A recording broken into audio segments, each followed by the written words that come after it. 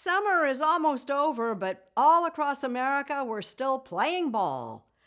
Say those two words, and it's hard not to think about one of the legends of the game.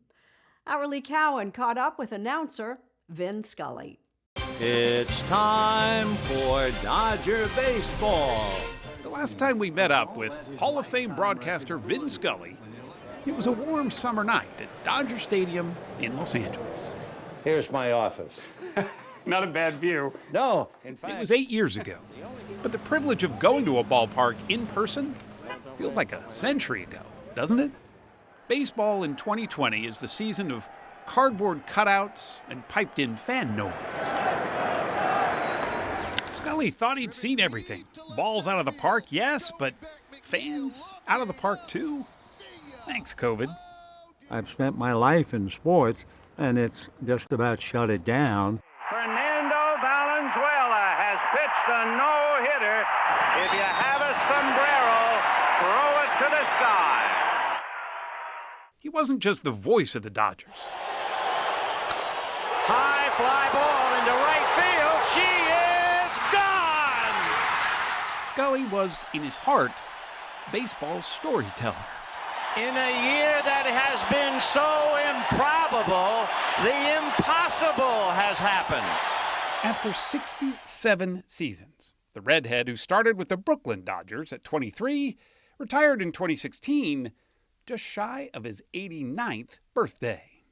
I've needed you far more than you needed me. True. In my heart, in my mind, it was enough. And I've never had one misgiving about the fact, I should have waited one more year. No regret. Not even one. Is it strange watching as a fan? I don't watch it critically. I'm not listening really to what the announcers say. Are they trying to steal my stuff? Or, I have none of that. Nobody could steal Scully's stuff, but they can now collect some of it. Over the years, he's accumulated some of the game's crown jewels: World Series trophies, World Series rings, presidential autographs, and more awards than places to put them. The awards are gratefully received, but they're only for the moment.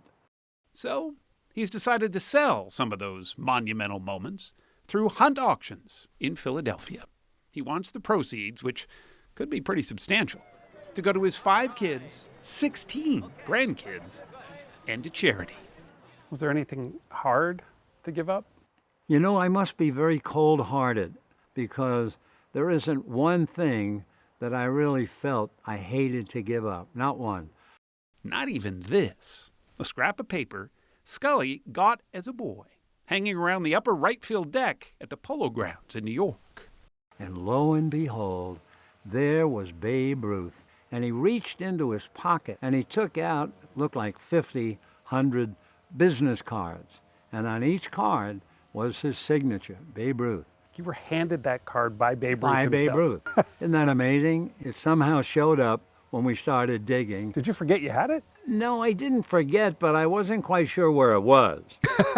Some items he's had for most of his career, like this battered leather binder. So you took this to every game. Every game. Oh, I didn't live without this. Still taped inside are now yellowed notes to himself, like this Shel Silverstein poem that he'd read whenever he saw a toddler in the stands.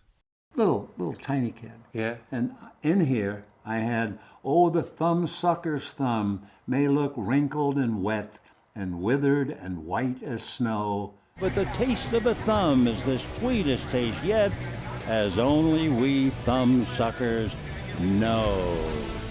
Before we left, we noticed his 1988 World Series ring. It's pretty hard to miss. Surely that he'll keep, we thought. But no.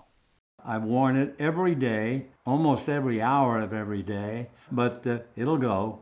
Vin Scully is as much a part of baseball history as the players and the plays. And he's not out of the game. In fact, he just joined Twitter. Hi, everybody, and a very pleasant good afternoon to you. To continue talking about great moments in baseball. He's seen enough of them to know that baseball keeps going. Time, however, stops for no one. I mean, I'm 92. Even if I live to be 100, that's only a couple of years from now. Where I am is where I belong, quiet, peaceful, and at home, far from the madding crowd. Oh, unbelievable.